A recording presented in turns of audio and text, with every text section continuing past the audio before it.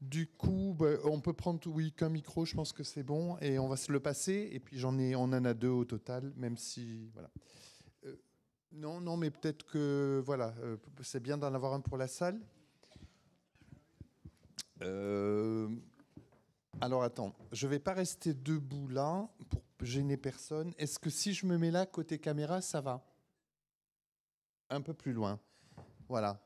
Si je me mets là, c'est bien? Ah oui, non. Faut enlever le pupitre. D'accord. Ah, tu préfères que je mette dans le fauteuil, c'est ça? Ok. Je peux pas bouger moi non plus. Oui, chacun son tour. Je vais juste pour démarrer ce temps d'entretien croisé, sans tomber à la renverse. J'ai une première question en fait qui est la suivante. Vous avez tous, chacun à votre manière et dans vos spécialités, vous avez décrit un certain nombre de conséquences des changements climatiques, de l'effondrement de la biodiversité, et vous avez souvent posé des alertes dans ces domaines. J'ai envie de prendre le contre-pied pour démarrer, et en fait de vous demander chacun quels sont les éléments plus positifs, plus inattendus, mais qui seraient peut-être sur l'écosystème ou les espèces et groupes d'espèces que vous étudiez, que vous pourriez trouver dans ces bouleversements, qu'ils soient climatiques ou peut-être d'érosion de la biodiversité. Qui veut se lancer?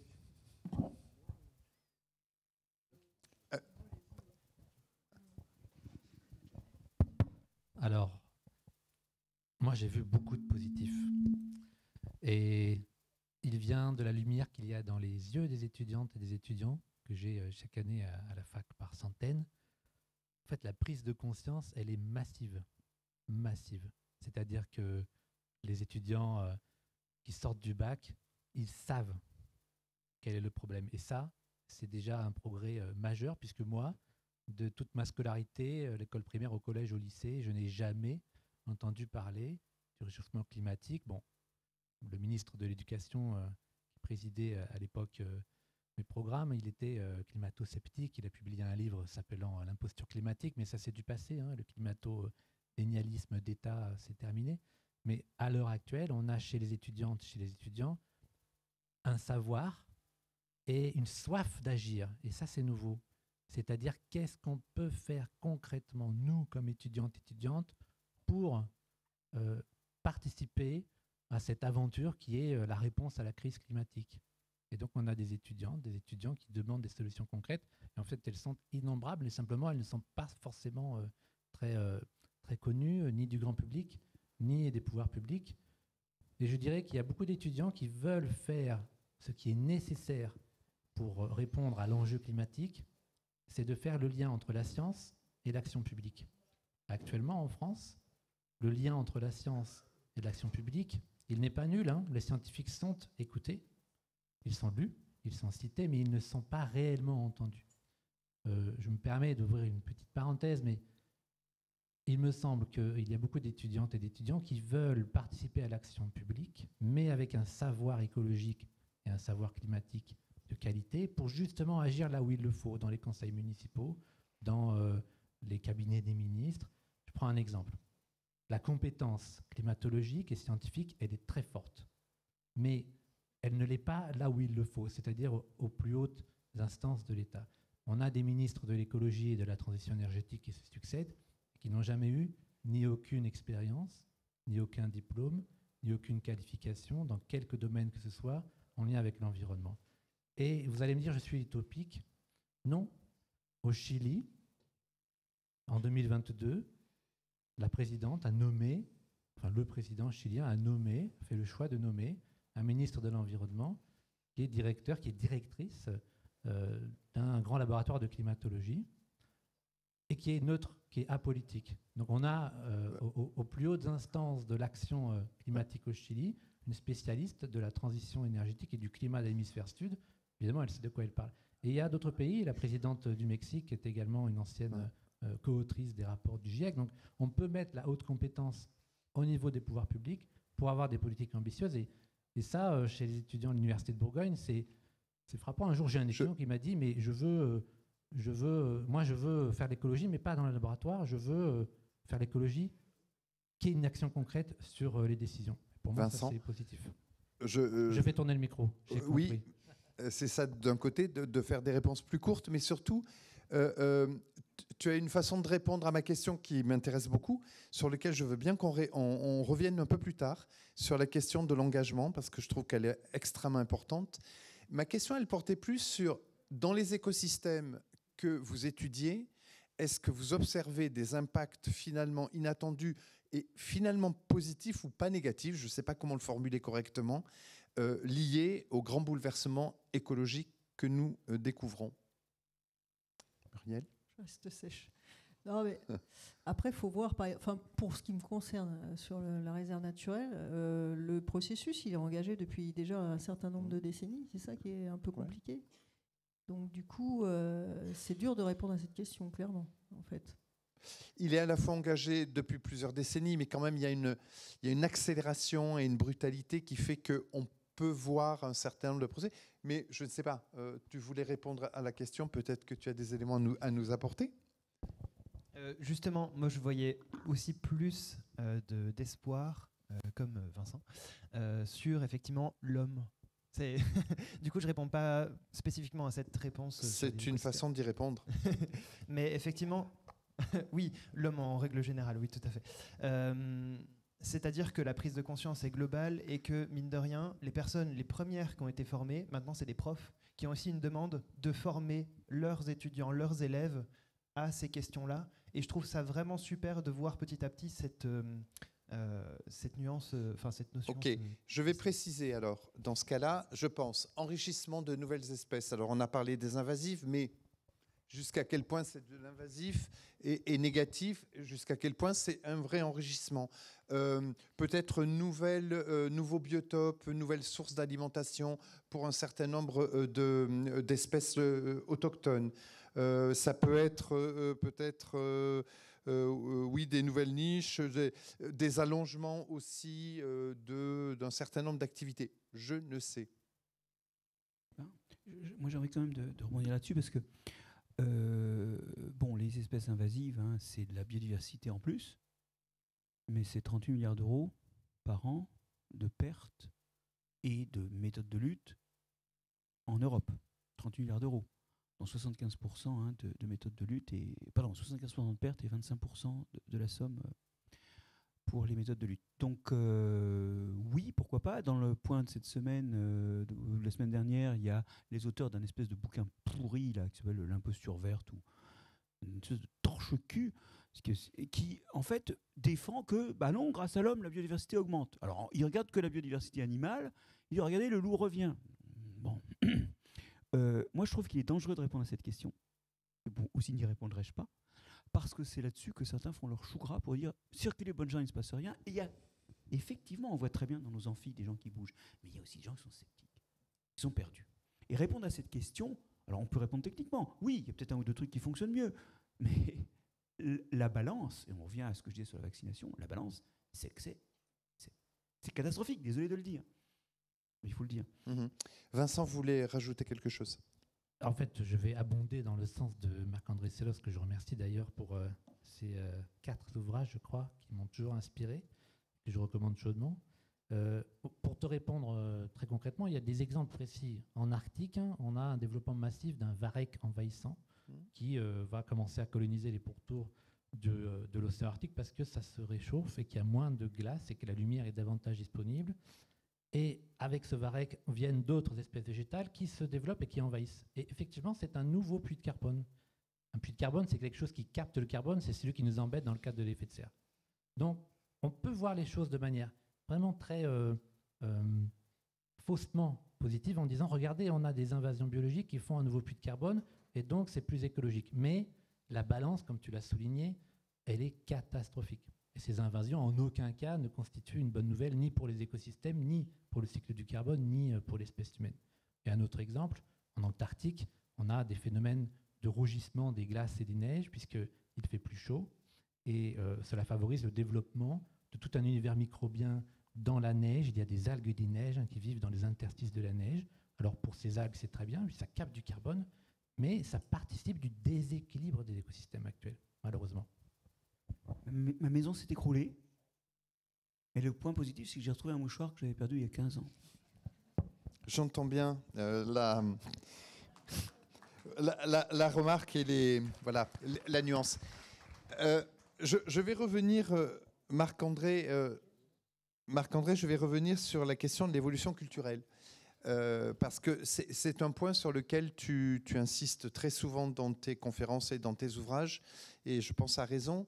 Et donc cette évolution culturelle, de dire, voilà, il y a l'évolution biologique et des différentes espèces, mais il y a aussi l'évolution culturelle de notre humanité, d'Homo sapiens. Et cette évolution culturelle, elle s'est considérablement accélérée.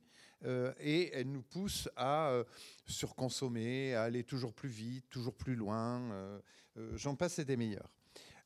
Du coup, qu'est-ce que selon toi ça pousse à modifier comme posture de l'humanité pour essayer d'être plus harmonieux dans les deux types d'évolution, j'ai envie de dire? Il va peut-être falloir de la décroissance, là, justement. En gros, l'évolution culturelle, c'est comme l'évolution biologique. Tu as des trucs qui marchent ou pas, des idées, des principes, des méthodes qui aident à vivre ou pas. Voilà. Donc, ce qui marche bien se transmet. Simplement, ça ne se transmet pas exactement pareil. Il suffit d'avoir enseigné pour s'apercevoir que dans les copies, ce n'est pas exactement ce qu'on a dit. Hein. Et donc, c'est exactement comme le vivant. Ceux qui ont réussi se reproduisent, mais ils font des descendants un peu différents, à cause de leur production sexuelle, à cause des mutations. Et donc, vous créez une nouvelle biodiversité. Donc, vous avez un générateur de diversité, un frein de biodiversité qui est la sélection. Et le bilan, c'est que ça change tout le temps, quoi. Ceux qui réussissent, ce qui réussit, fait des descendants différents, ça fait une nouvelle biodiversité qui est resélectionnée. Et le mécanisme de l'évolution biologique et de l'évolution culturelle, c'est la même chose. Et en fait, c'est de l'évolution, quoi. Bon, point. Alors, maintenant, en allant très vite là-dessus, le problème de l'évolution culturelle, c'est qu'elle est souvent exponentielle. Et en fait, nous, on est confrontés au fait que notre évolution culturelle va très très vite et que finalement, on finit par ne plus être habitué, ne plus être adapté à ces produits.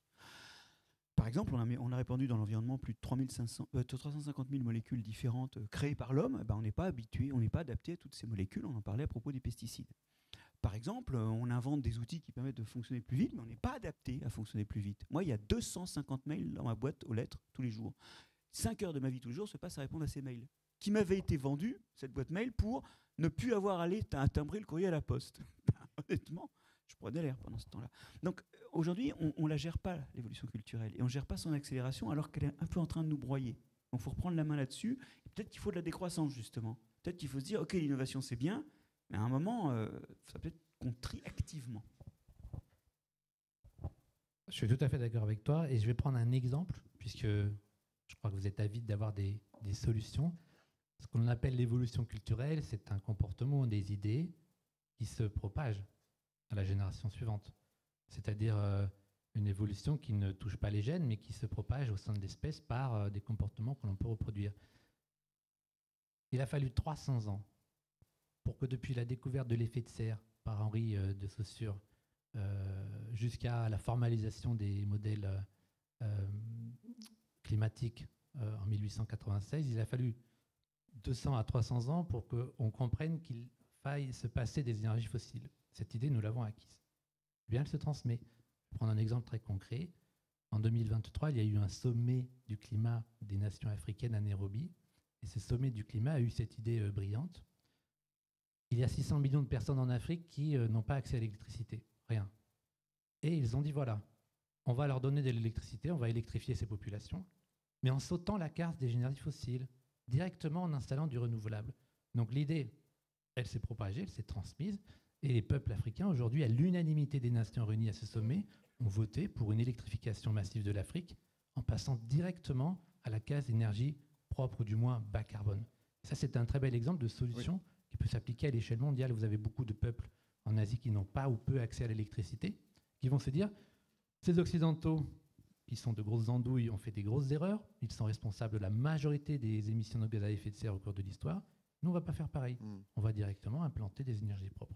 Pour cela, il faut des subventions et il est évident que le monde doit se poser la question sur le subventionnement de ces déploiements de l'énergie propre en Afrique, je ne résiste pas à l'idée de souligner que si l'Afrique est souvent pointée du doigt par des relents xénophobes en disant qu'ils sont trop nombreux, ce qui est totalement faux, l'Afrique n'est responsable que de moins de 3% des émissions de gaz à effet de serre dans le monde. Voilà. Et c'est le continent qui en souffre le plus.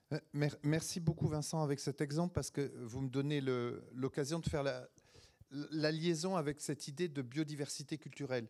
C'est-à-dire que comme il y a de la biodiversité plus biologique et autres, culturelle aussi, et qu'il y a des peuples, effectivement, des sociétés et des individus qui fonctionnent différemment, justement, par rapport à ce développement exponentiel et non maîtrisé. Et du coup, cher Marc-André,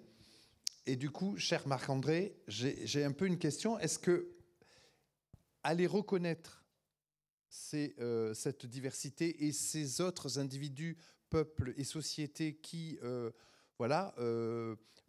fonctionnent différemment par rapport à cette idée du progrès,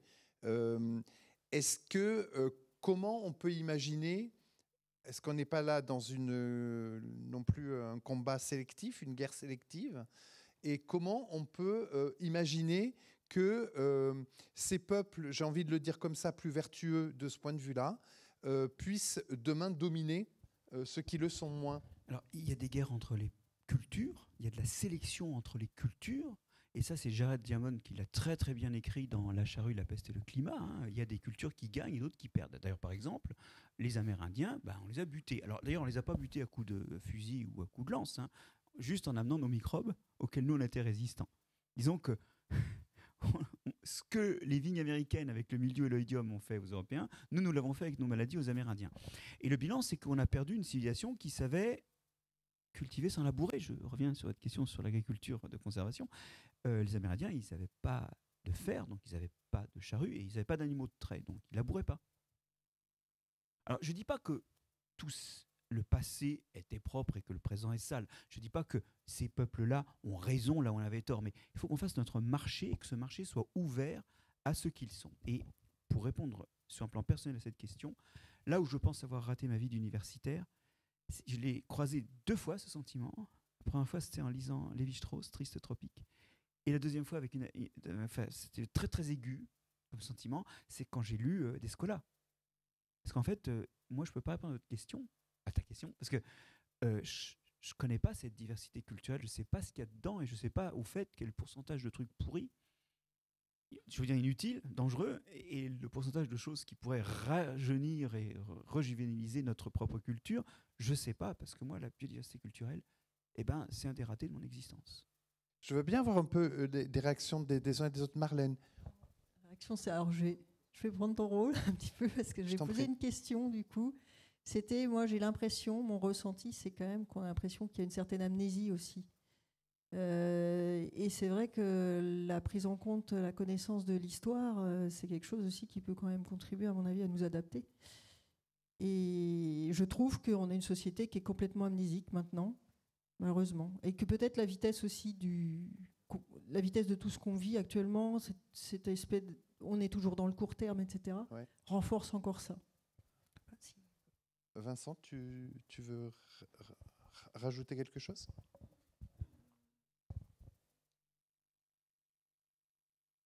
Réfléchis 2 minutes. Je voulais juste vous donner une règle du jeu que je n'ai pas donnée. C'est une grosse erreur. Je vous regarde de temps en temps quand même, malgré ma position un peu coincée de ce côté-là. Si vous voulez intervenir, poser des questions, voilà, vous levez la main et je vous vois et enregistre dans ma tête et je vais vous donner la parole. Mais Vincent, vas-y si tu penses à quelque chose. Je suis assez d'accord avec ce que tu disais sur la culture de l'oubli. Justement, moi, je suis plutôt orienté sur cette notion-là, sur la place qu'on a dans le reste du monde. C'est-à-dire la place de l'homme qui souvent est exclu, qui se sent exclu ou qui s'exclut lui-même de la biodiversité. Et justement, peut-être qu'avant, on savait plus composer avec ce qu'on avait, avec notre environnement local et moins dans le transport, dans justement l'exploitation de ressources qui ne nous appartiennent pas forcément ou qui ne sont pas en France, par exemple. Voilà, pour rester juste sur le terme national. Et peut-être que ça, c'était vraiment une valeur centrale qui, justement, qu'on a oubliée et qui devrait être plutôt remise sur le goût du jour. Avant de donner la parole à la salle, Vincent, tu voulais rajouter quelque chose? Oui, je ne résiste pas à sortir quelqu'un de l'oubli. Je suis pleinement d'accord avec le fait que l'oubli et la perte du savoir scientifique, malheureusement, est un frein à la transition énergétique. Et je voudrais vous demander de ne pas oublier une personne qui s'appelle Eunice Foote, qui est la première physicienne américaine à avoir publié dans des articles de la littérature scientifique. Et elle a fait une expérience. C'est la première personne sur la planète d'avoir fait cette expérience. Elle a pris une cloche, elle a mis de l'air, elle l'a laissé au soleil, elle a démontré que ça chauffait. Donc là, c'est notre planète qui chauffe, hein, naturellement, c'est l'effet de serre. Elle a pris une autre cloche, elle a mis du dioxyde de carbone, elle a mesuré et elle a conclu que le dioxyde de carbone, le carbone, était le responsable du réchauffement potentiel de l'atmosphère. Et dans un article d'1 page et demie, elle a écrit noir sur blanc, je cite de mémoire, « Une atmosphère composée de dioxyde de carbone donnerait à notre planète un climat plus chaud. » Et elle le démontre expérimentalement. Et nous sommes en 1856. Elle s'appelle Eunice Foote, allez voir ses travaux. S'ils avaient percolé dans la culture scientifique et aussi dans la culture des pouvoirs publics, peut-être qu'on n'en serait pas là. En 1856, les concentrations de dioxyde de carbone dans l'atmosphère étaient à peu près équivalentes à ce qu'elles étaient avant l'ère industrielle. Merci beaucoup. Alors, je vais prendre... si voilà. je peux me permettre, Oui. les prévisions climatiques de ExxonMobil en 1970 ont l'acuité de celles qu'on a dans la communauté scientifique acquis autour des années 2000. Hein. Donc, il y en a qui mériteraient d'être pendus. Vas-y.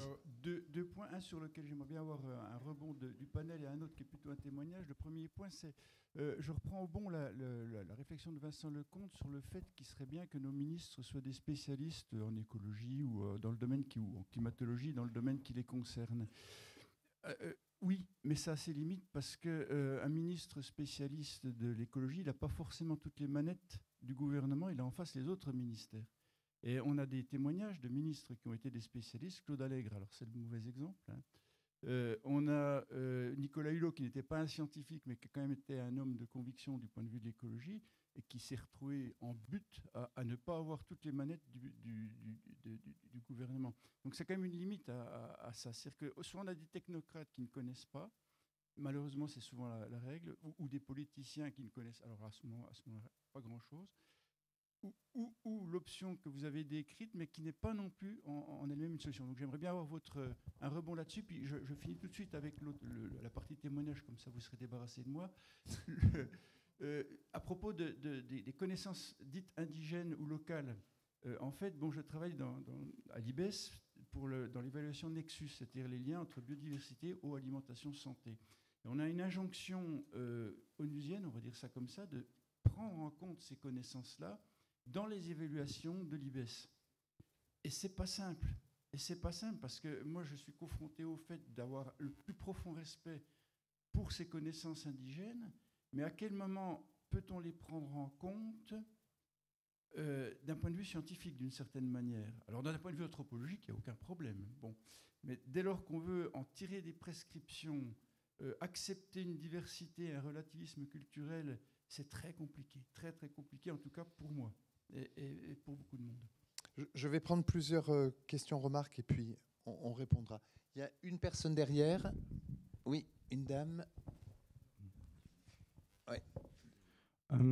Oui, pour revenir sur la question de l'oubli et l'oubli culturel, et bien sûr sur la biodiversité et l'agriculture. Geneviève.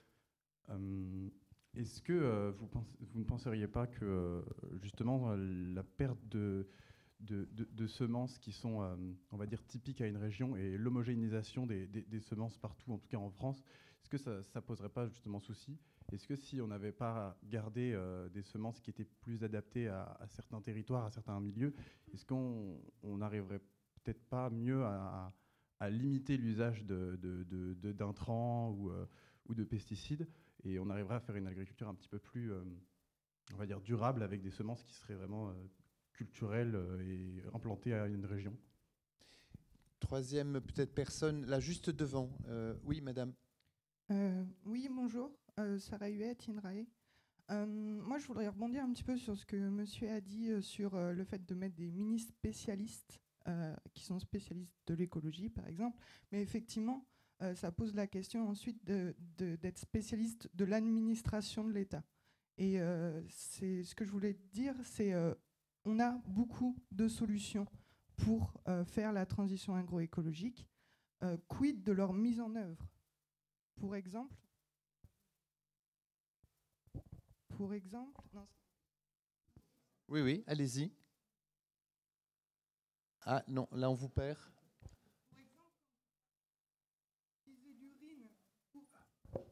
Ça marche pas? Voilà, ça y est. C'est bon, c'est revenu. Quand vous parlez d'utiliser l'urine pour fertiliser nos champs, combien d'humains faut-il, par exemple, combien de Français faut-il pour fertiliser les champs en France? Est-ce qu'il faut 25% des Français ou est-ce qu'il faut 75% des Français?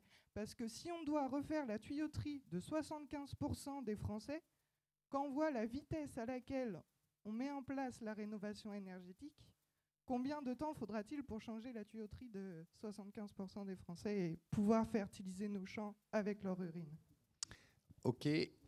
Je vais m'arrêter là dans un premier temps et puis on reprendra une série de questions.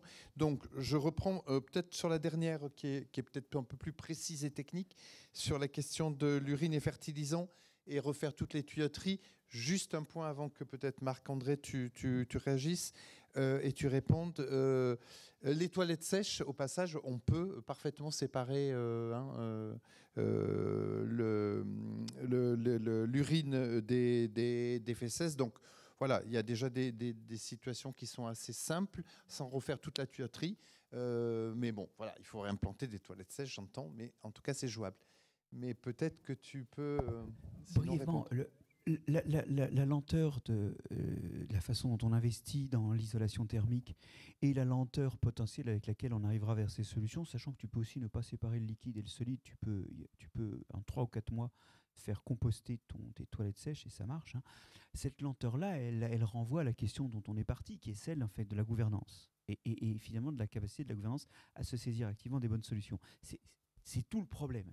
Et c'est pas la peine de se battre sur les toilettes sèches, l'urine ou ceci, cela. Bon, le chiffre, je l'ai donné, 20 à 40% sur les estimations des besoins de l'agriculture, sachant que l'agriculture exporte une calorie sur 2. Donc ça veut dire 40 à 80% des besoins de l'agriculture française pour nourrir la France. Je le dis parce que ça ne veut pas dire qu'il ne faut pas qu'on nourrisse le monde, mais quelque part, il faudrait que le monde fasse caca chez nous quand même. Alors maintenant, revenons là-dessus, sur la gouvernance. Il y a quand même des bons exemples, Corinne Lepage. Alors, c'était peut-être en des temps de moindre disette financière, mais il y a eu des fois où ça a marché. Et je pense que de toute façon, on ne peut pas se résoudre au fait qu'aujourd'hui, on a sursélectionné des prédateurs politiques, parce que c'est ça le truc. Aujourd'hui, en gros, les mecs, ils s'occupent que de leur gueule. Enfin, regardez-le, ils sont là au gouvernement, ils rentrent tous parce qu'ils veulent être président. Et moi, je ne suis pas contre les politiques, parce que j'en rencontre à l'Assemblée nationale et au Sénat de grandes valeurs. Et puis alors, des élus locaux, je peux vous dire, c'est des héros de la nation.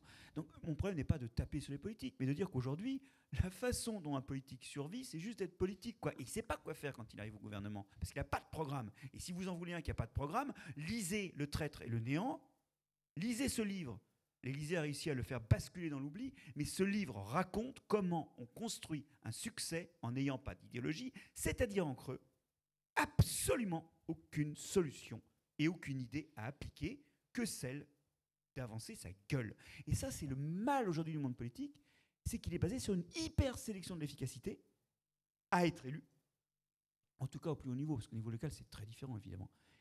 Et l'incapacité à gérer. Il faut vraiment qu'on gère collectivement notre démocratie. Je veux bien juste réagir à ce que tu dis, sur lequel je m'inscris finalement au faux. Pour moi, le problème, c'est pas du tout un problème de casting, parce que finalement, on peut les prendre tous les uns après les autres, hein, les ministres de l'environnement depuis 20 ans. On aura des exemples et des contre-exemples sur le fait qu'ils étaient plus ou moins acculturés sur le sujet sur lequel ils devaient intervenir. Pour moi, c'est un problème de gouvernance. C'est-à-dire que à quoi... C'est pas tout à fait la même chose, parce que moi j'entends bien aussi les remarques de dire il faut qu'ils soient acculturés aussi au rapport de force politique et au piège de l'administration, et c'est vrai, mais surtout Moi, je trouve que le problème numéro 1 en France, que ce soit au niveau des ministres, des maires, des députés et du reste, vous l'avez un peu compris dans la remarque que j'ai faite hier à un conseiller départemental, c'est-à-dire, il devrait être des rôles d'animateurs d'équipe. Ils devraient être bien entourés surtout, et surtout les écouter et mettre en dynamique et en mouvement toute une série d'acteurs qui, autour d'eux, portent des savoirs, portent des savoir-faire, sont sachants, comme lui d'ailleurs, ou elle, en tant que responsable, mais ils ont un rôle d'animateur. Et ce rôle-là, ils ne jouent pas. Ils ne jouent pas. Et on n'a pas affaire à de la gouvernance de ce point de vue-là, peut-être assez constructive. Pour moi, c'est le problème numéro 1, mais je veux bien vous entendre. Alors moi, j'ai un point de vue assez opposé et je crois vraiment que la puissance publique doit redevenir puissance et non pas impuissance. Et je crois vraiment qu'on peut avoir des personnes, et il y en a sur cette planète, qui peuvent avoir à la fois du charisme et une facilité à gouverner et à diriger une équipe, et qui soient également des experts de leur sujet. Imaginez un hôpital. Vous êtes président d'un hôpital. Puis il y a une épidémie qui se déclenche et vous devez nommer le directeur du service des soins d'urgence dans le cadre de cette épidémie. Qu'est-ce que vous préférez? Nommer un médecin épidémiologiste qui a 20 ans d'expérience, qui sait ce que veut dire une épidémie? Ou nommer quelqu'un qui sait peut-être mieux parler en public, mais qui est plombier chauffagiste? Ça n'est pas possible.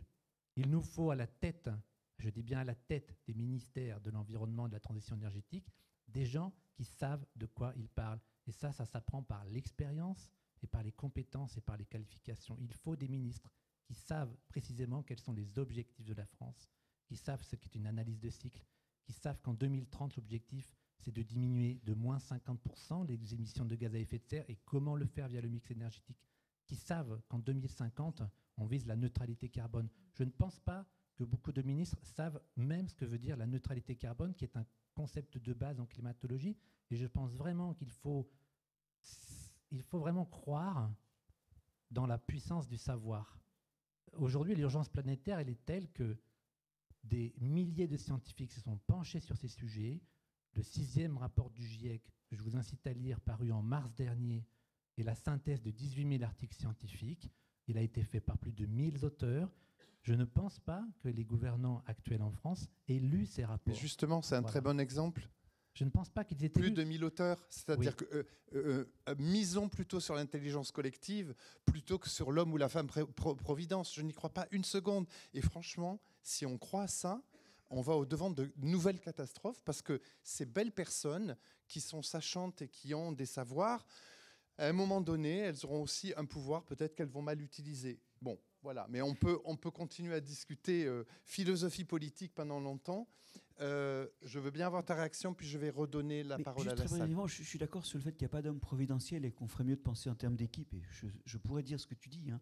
Je suis profondément d'accord avec vous deux. Néanmoins, ce que j'observe, c'est qu'aujourd'hui, la logique de la sélection qui s'opère dans le monde politique, c'est de la sélection. Hein. La logique de la sélection fait que très souvent arrivent des gens qui sont capables d'arriver et qui ne portent pas de programme. Je suis désolé, regardez les ministères dont on a hérité. Il faut qu'on s'interroge sur le mécanisme, effectivement, et la règle du jeu. C'est un problème, en fait, démocratique, maintenant. C'est plus un problème technique. Il y a une personne qui en responsabilité. Oui, Stéphanie Mode, donc je suis vice-présidente à la région Bourgogne-Franche-Comté. Alors, écoutez, je ne suis pas écologue, alors peut-être que je vais démissionner demain, parce qu'effectivement, voilà. Par contre, j'ai des convictions profondes, écologistes. Moi, je voudrais faire un petit sondage dans la salle. Combien nous sommes d'élus ce matin? Voilà. Vous voyez? Non, mais levez la main, parce que du coup... Levez la main, on est combien? Et puis, on a effectivement Alain, qui est un ancien élu. Voilà, c'est vous dire aussi, et sur les élus, en fait, on est des élus écologistes. Hein, voilà. Donc moi, je crois surtout que, il faut bien s'entourer. Et que le problématique, c'est que beaucoup de politiques sont entourés par des conseillers qui ne sont absolument pas convaincus, qui ont bien d'autres enjeux et qui sont très proches de lobbies qu'on connaît très bien et dont on a pas mal parlé. Ça, c'est vraiment la première problématique. Puis la deuxième, c'est surtout qu'en fait, il y a un statut de l'élu, il faut obliger les élus à se former, et que la formation, effectivement, il y a des très bonnes initiatives, mais là, sur les fonctionnaires d'État, effectivement, il y a toute une formation obligatoire qui sait, voilà, peut-être Monsieur Selos, vous formez vous-même, j'en sais rien, mais en tout cas, il y a cette volonté quand même de former les fonctionnaires d'État, alors les fonctionnaires à un niveau important, mais je trouve que c'est bien. Il y a des formations qu'on fait aussi maintenant en région, à Bourgogne-Franche-Comté, sur les directeurs des services. Et après, voilà. Mais tant qu'on n'aura pas formé les élus, qu'on ne les aura pas obligés à se poser et à écouter ce qu'il y a à se dire, moi j'organise, je fais régulièrement, donc j'essaie d'animer ma dimension, mais en tout cas en proposant et aussi en accompagnant bien sûr des événements comme celui d'aujourd'hui. Mais on est toujours les mêmes à être présents. Donc ça ne s'aime pas beaucoup chez les politiques. C'est vraiment le souci premier pour moi. Il y a une autre personne qui était juste là. Oui, alors allez-y, madame. Oui. Madame a prononcé le mot que je n'avais pas encore entendu, qui est les lobbies. Je pense qu'il faut aussi aux élus du courage politique pour faire face quand même à des lobbies extrêmement organisés et très puissants. Et dans les administrations aussi, puisque moi j'ai eu la chance d'avoir quelques directeurs très courageux, je vais prononcer leur diplôme avec qui je suis 100% d'accord, les mines, les ingénieurs des mines qui étaient capables d'écouter des techniques. Mais quand en réunion publique, un directeur d'un grand établissement apprend, parce que le préfet de région est en train de parler aux représentants des agriculteurs, que ça y est, il va perdre son poste parce qu'il a obtenu qu'il saute, parce qu'il voulait faire un peu des choses contre la profession agricole. Je veux dire, le lobby agricole, c'est hallucinant, quoi. 20 ans de négociations sur Ecophyto, et hop, ça saute comme ça, avec pas beaucoup de succès avant. Mais les succès, c'était aussi l'action... Le non-succès, c'était aussi l'action des lobbies. Donc, voilà, c'est pas que les politiques, c'est aussi en face... Oui. C'est les lobbies et puis certains types de lobbies, parce que les lobbies écolos, militants, il y en a peu. Il y en a quelques-uns et qui d'ailleurs, je pense à Bloom, fait un boulot assez formidable et avec des beaux succès à l'arrivée. Il y a monsieur qui est depuis un moment en premier rang là. Ah, bah, s'il y a quelqu'un qui a déjà le micro, non, mais gardez-le et intervenez parce que sinon on perd du temps. J'y vais ? Oui, bonjour. Je voudrais poser deux questions. Une question d'abord et puis vous donner un état d'âme ensuite. La question concerne un point de vue planétaire et vise sans doute Monsieur Lecomte plutôt que quelqu'un d'autre. Il y a du temps de ma jeunesse, on parlait de Gulf Stream qui régulait le climat de notre Europe occidentale et qui était un courant venant de Golfe du Mexique et qui venait gentiment tamiser et adoucir le climat de nos côtes et du continent. Après, on a parlé de la dérive nord-atlantique, qui est un concept un peu plus général. Et puis, plus récemment, on a parlé de la plongée des eaux de cette dérive dans les eaux au front froid du nord de l'océan Atlantique, qui est en somme un moteur pour cette grande courroie transporteuse qui transporte les eaux dans tous les océans du monde, alternativement en profondeur et en surface. Elles mettent 1500 ans pour revenir au point de départ. Donc ma question est, si ce moteur disparaît, autrement dit, si le front froid recule peu à peu et que l'océan Arctique redevient un océan navigable et fréquentable par les yachts privés, que va devenir ce front froid? Est-ce que vous avez une idée de ce que disent les modélisateurs là-dessus? Je n'en sais trop rien. Et puis pendant que je tiens le micro, je voulais juste émettre un remerciement à l'égard de tous les conférenciers qui ont parlé depuis hier matin. J'ai trouvé qu'il y avait une diversité, une richesse et une qualité dans les échanges et les exposés qui méritent d'être soulignés et je les en remercie. Vincent ? Alors, il y a eu tellement de questions, mais je vais synthétiser. D'abord, je salue vraiment avec émotion les élus qui ont le courage de venir ici, qui sont engagés, des élus écologistes.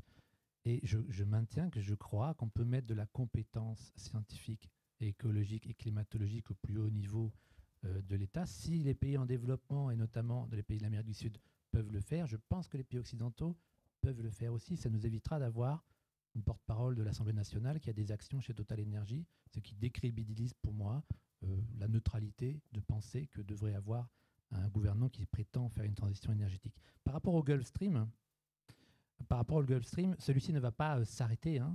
Aucune modélisation ni projection ne prévoit dans les siècles à venir un arrêt du Gulf Stream, qui est une circulation extrêmement massive et qui a une inertie colossale. Mais effectivement, il y a des questions actuellement sur la dérive nord-atlantique et ce courant dont vous parlez avec grande précision.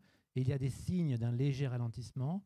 Mais à l'heure actuelle, soyons très clairs, ça n'est pas un sujet ni d'urgence ni de préoccupation. C'est-à-dire qu'il y a des questionnements, il y a des scénarios, mais on est vraiment dans des sujets de préoccupation qui sont très loin derrière les menaces principales qui sont, petit 1, l'excès de dioxyde de carbone dans l'atmosphère, petit 2, l'évolution drastique des températures qui en découlent, et petit 3, l'inaction ou la trop lente action des États suite aux accords de Paris.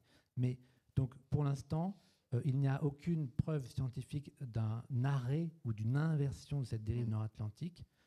Cependant, cela ne signifie pas que l'océan Arctique va ne pas être modifié. Il l'est déjà, mais essentiellement par le haut, c'est-à-dire par le soleil, par la fonte et le recul drastique de la banquise arctique, qui est de l'eau gelée, et qui réchauffe l'océan d'autant plus et qui modifie effectivement localement les courants.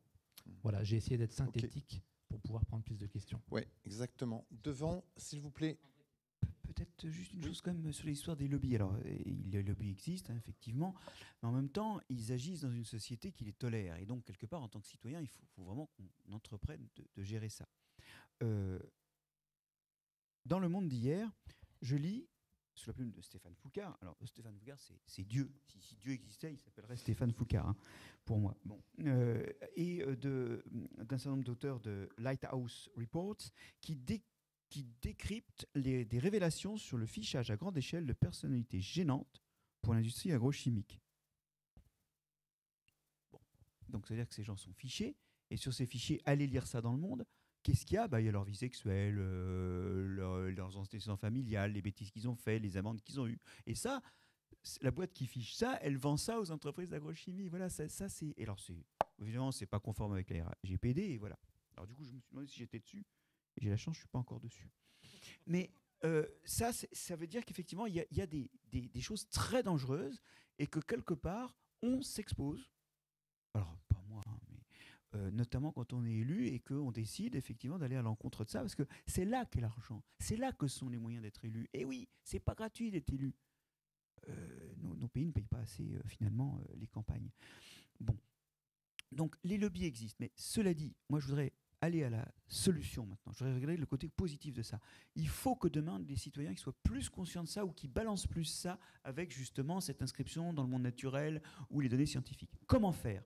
La solution, moi, avec quelques autres, ce qu'on croit être la solution, on l'a engagée, c'est la fédération BIOGE, B-I-O-G-E-E, qui regroupe des académies, des sociétés scientifiques, des sociétés de journalistes, des sociétés de jardinage, des associations de citoyens, des fédérations d'entreprises, des fondations d'entreprises, et qui se veut être la voix du vivant en France, et qui, envoie à la population des signaux qu'il y a des solutions dans nos disciplines. C'est notamment notre festival à Rouen, annuel. Peut-être on peut le faire en Bourgogne aussi, hein, faut qu'on en reparle après, parce qu'on cherche à multiplier ça. Juste un truc sympa qui montre des solutions là où c'est anxiogène. Deuxièmement, augmenter le temps d'enseignement des dans ce pays. Là, j'étais trop long, on m'a coupé le micro. Augmenter le temps d'enseignement des SVT dans ce pays. Et troisièmement, surtout, enseigner et valoriser le vivant en interdisciplinarité, car le vivant n'appartient pas aux sciences du vivant et de l'environnement, il appartient aussi pour la sexualité au cours de philosophie et au cours de lettres, pour le climat au cours de physique et de chimie. Et donc plus d'interdisciplinarité, parce que ça nous noie un petit peu. Ça fait que, par exemple, on forme des politiques aux sciences politiques et pas aux sciences. Je veux bien prolonger ta remarque sur laquelle je souscris entièrement. Est-ce qu'il n'y a pas aussi des modifications, j'allais dire presque de métiers, qui concernent les naturalistes et les chercheurs ?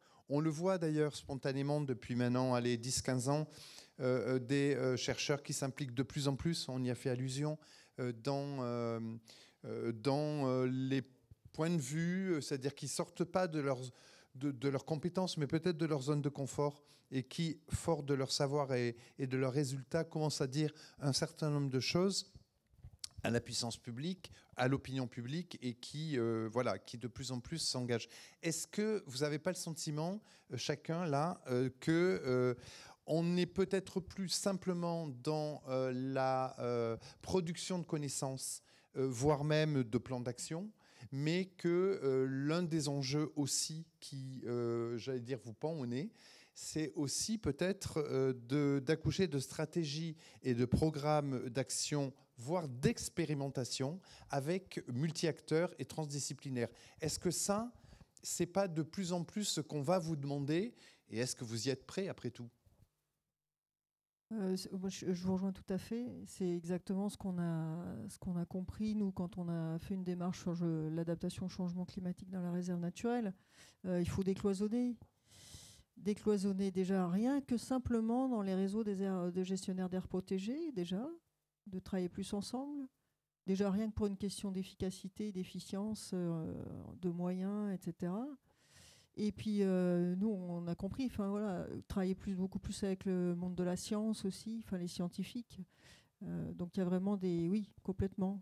Il y a tout à fait des points à faire. Sur l'autre sujet, je voulais dire, moi, il y a un ressenti que j'ai, c'était sur le fait de prendre les gens pour des adultes. Je vais vous citer une anecdote. C'était, j'ai fait une formation sur le média training. C'est-à-dire qu'en fait, on vous apprend à parler à des journalistes et de dire les bonnes choses qu'il faut dire. Et en fait, l'anecdote qui m'a amusée, c'est qu'en fait, on nous a posé une question sur le changement climatique. Moi, j'avais fait la réponse, c'était de dire, écoutez, on ne sait pas. Et en fait, la personne qui nous formait nous a dit, mais vous ne pouvez pas dire que vous ne savez pas. Et je me suis dit, c'est fou. Parce qu'en fait, ça veut dire qu'en gros, il faut toujours apporter une réponse, quoi. Et quelque part, je trouve que c'est prendre les gens pour des cons, en fait.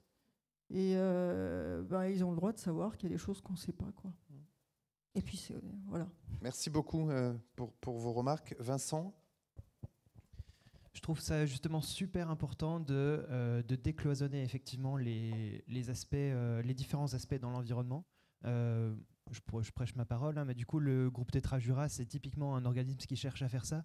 C'est moins une association qu'une plateforme d'acteurs, en fait, sur notamment certains aspects que j'ai cités, la forêt, le tourisme, les chasseurs, les structures dans l'environnement. Et du coup, vous avez peut-être vu dans la présentation, on s'entoure en fait de l'INRAE, qui est un organisme au moins qui a des financements de l'État et qui dépend en partie de lui. Pour réaliser nos actions. Et les modèles LIDAR, c'est de la compétence de l'État qu'on utilise en tant que gestionnaire, et on apporte à la fois de la connaissance aux chercheurs qui peuvent être plutôt dans le théorique et nous qui sommes plutôt dans le pratique, et développer ces coordinations justement ensemble, et ces conciliations, je pense que c'est super important. Et l'autre aspect qui est très important, c'est de pouvoir réussir à travailler ensemble vers justement cette prise en compte du changement climatique, et de développer des solutions, ou alors de faire le constat effectivement qu'on ne sait pas. Je pense que c'est effectivement très très important. Vincent Lecomte. Alors, je reviens vers vous avec des solutions, et pour répondre à votre deux questions, est-ce que le scientifique doit sortir de sa tour d'ivoire et de son bureau pour être plus proactif, pour être plus impliqué? Je vais prendre un exemple qui est une belle histoire. Un laboratoire français qui, en 2017-2018, a pris le taureau par les cornes et a décidé d'aller évaluer, par des méthodes scientifiques, les émissions de méthane par des industries pétrogazières en Roumanie. Le méthane, c'est un gaz à effet de serre extrêmement puissant, 27 fois plus puissant que le CO2 sur 10 ans et 84 fois plus puissant sur 100 ans. Donc c'est un gaz très important. Bref, si on diminue les émissions de méthane, on freine considérablement le forçage radiatif, on ralentit le réchauffement climatique. Eh bien, ce laboratoire est allé sur place. Ils ont déployé des drones, des avions, des capteurs, et ils ont prouvé que cette entreprise pétrogazière émettait 2 à 5 fois plus de polluants que ce qu'elle dénonçait. Cela a fait beaucoup de bruit. C'est remonté à l'Europe, et en quelques années, parce que l'Europe fait de belles choses aussi, en quelques années, des mesures drastiques ont été prises pour imposer aux compagnies pétrogazières de limiter leurs émissions de méthane, de fermer les tuyaux, de réparer les fuites et de les déclarer. Et donc là, on a un cas où la science qui sort de son bureau va avoir un effet direct sur la société et va engendrer des mesures concrètes. Cela dit, le point de vue différent, le point de vue opposé s'entend. Moi, je suis persuadé qu'il faut des scientifiques qui soient proactifs, voire même militants, voire même engagés, mais je suis aussi persuadé que ça n'est pas la place du scientifique. Le scientifique, il décrit le monde. Le scientifique, il produit un savoir qui doit rester le plus neutre et le plus objectif possible pour rester crédible auprès de tous les acteurs, y compris des acteurs qui sont climato-sceptiques ou climato-dénialistes. Et depuis la nuit des temps, le scientifique qui reste dans son bureau ou qui fait des calculs, j'ai envie de lui dire, son crayon est une arme. Sans la courbe de M. Kelling, qui décrit l'évolution du CO2 dans l'atmosphère, on n'aurait pas pris conscience de la réalité climatique. Et c'est un travail de description qui doit rester objectif et neutre. Et c'est le travail également des scientifiques du GIEC. Alors oui, il faut des scientifiques qui aillent vers la société civile et vers les pouvoirs publics et vers, on va dire, un décloisonnement, mais il faut aussi et surtout une science qui reste la plus descriptive et la plus objective possible pour qu'on ne puisse pas la taxer d'être trop engagée, donc d'être subjective. Merci de cet éclairage. Un dernier mot, parce que on me dit que voilà, l'heure tourne et il faut malheureusement clôturer. Désolé pour les personnes qui ne vont pas pouvoir poser leurs questions. Marc-André. Je souscris à ça. Il faut d'une part continuer à chercher en profondeur et d'autre part avoir des actions de recherche qui, elles, vont au-devant des questions de la société. Je crois que l'INRAE a fait de ce point de vue-là de gros efforts. Et moi, je vois d'anciens thésards à moi qui sont maintenant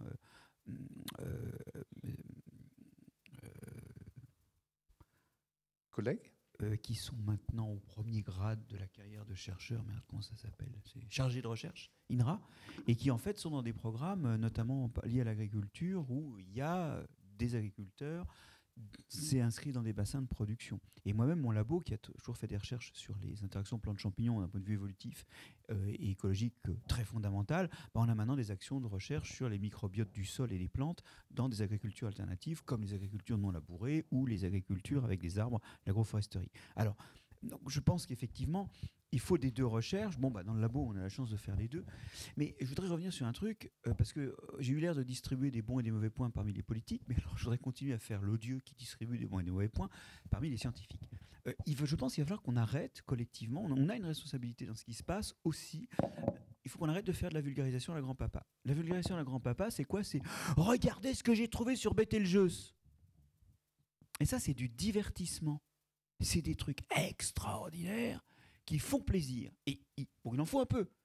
Mais on ne peut pas réduire à ça les choses. Quand on voit qu'en fait les gens n'ont pas saisi ce que c'était que les lois de l'évolution, alors que ça fait 150 ans qu'elles sont sur la table, eh bien, il faut aller raconter ça. Ce n'est pas une nouveauté scientifique. C'est ce qui manque, en tout cas à mes yeux, très sincèrement, à l'intelligence commune. La compréhension, à l'intelligence au sens de la compréhension du monde commune. Et ça, c'est important. C'est que la vulgarisation, ce n'est pas raconter ce qu'on fait. C'est raconter les choses dont on a le sentiment profond et sincère qu'elles peuvent servir à celui qui écoute à jeter un autre regard sur le monde. Et cette vulgarisation-là, je suis désolé, peu de gens la font, et deux, ce n'est pas du tout la politique de vulgarisation de nos grandes institutions scientifiques. Elles ne sont pas empathiques de la société. Et ça, c'est la part des choses que les scientifiques peuvent améliorer. Les gens. Oui, parce que les gens, ils peuvent grandir, ils sont loin d'être cons. C'est pas vrai, et ils sont pas mauvais en sciences, quoi qu'ils en pensent. On va peut-être en rester là. Merci beaucoup à tous. Merci beaucoup à vous quatre. Et vous saluerez votre étudiant. Merci encore. On se retrouve donc on a la pause déjeuner qui est jusqu'à 13h30.